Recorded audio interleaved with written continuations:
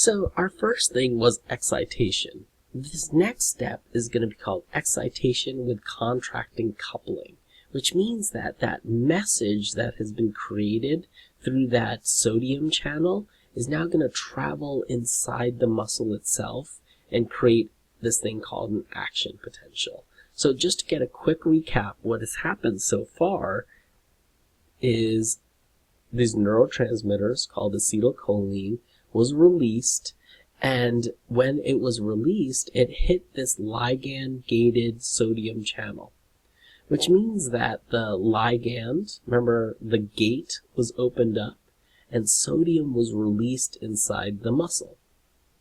And that created this action potential. So now what I'm going to be talking about is what's happening at that action potential.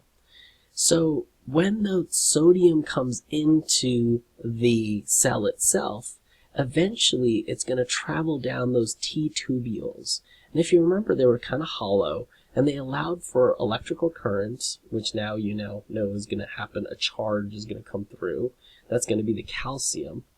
And what they're going to do is they're going to give a message from the T tubules to the surrounding terminal region, the cisterna region, and that's going to release calcium.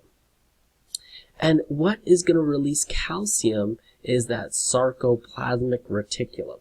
And when the sarcoplasmic reticulum gets that charge, it's going to go ahead and open up and release its stored calcium, and that's going to go ahead and start to do our next thing. So calcium rushes in from the terminal site.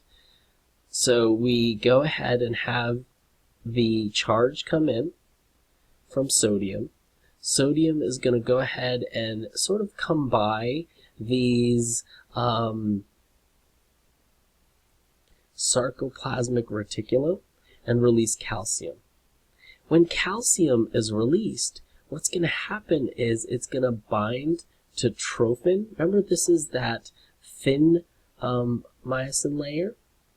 And trophin is going to go ahead and move, and that's going to have this tropomyosin shift. So tropomyosin, that cord, is going to shift.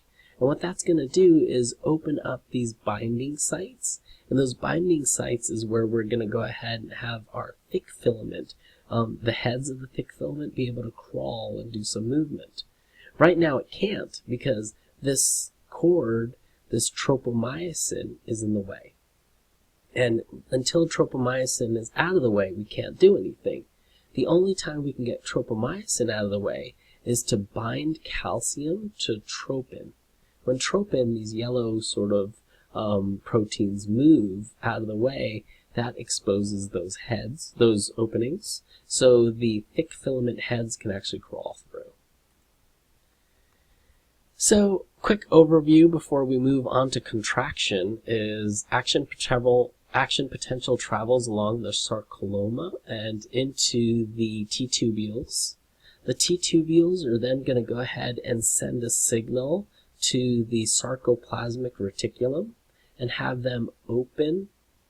And when they open, what's going to get released is calcium.